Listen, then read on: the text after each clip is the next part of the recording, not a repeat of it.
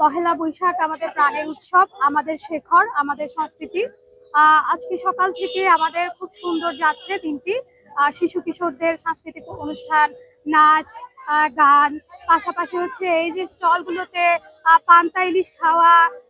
এই আরেকটি স্টল আছে যেখানে হচ্ছে বাঙালি সংস্কৃতির পিঠা পায়েস, যেগুলো আমাদের সংস্কৃতির একটা অংশ।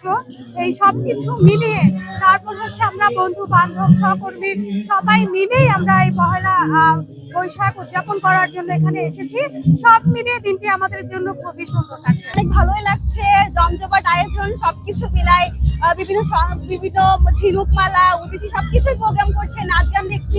হ্যাঁ, ভালোই লাগছে। তবে হচ্ছে গত 2-3 বছর আমাদের এই প্রোগ্রামটা পহেলা বৈশাখ প্রোগ্রামটা রোজাই পড়ার কারণে আমরা কোনো এভাবে সেলিব্রেট করতে পারি নাই।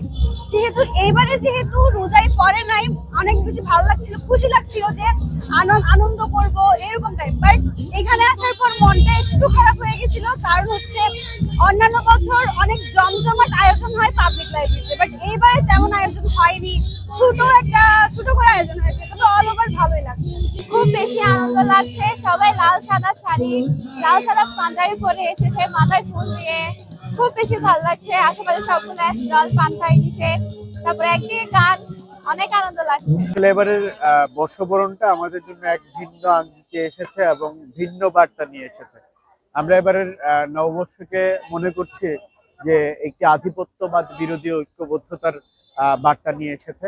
তা আমরা প্রত্যাশা করি আসলে এবারের নববর্ষের মধ্য দিয়ে আমরা আগামীর দিনগুলোতে আমাদের যে মানসিক এবং সামাজিক ভাবে আমাদের মননে এবং মগজে যে আধিপত্যবাদ গেড়ে বসেছে তার আসলে দূর হবে এবং সেই সাথে একটি সুন্দর ও নির্মল শান্তিময় বাংলাদেশ আমরা বিনির্মাণ করতে পারবো।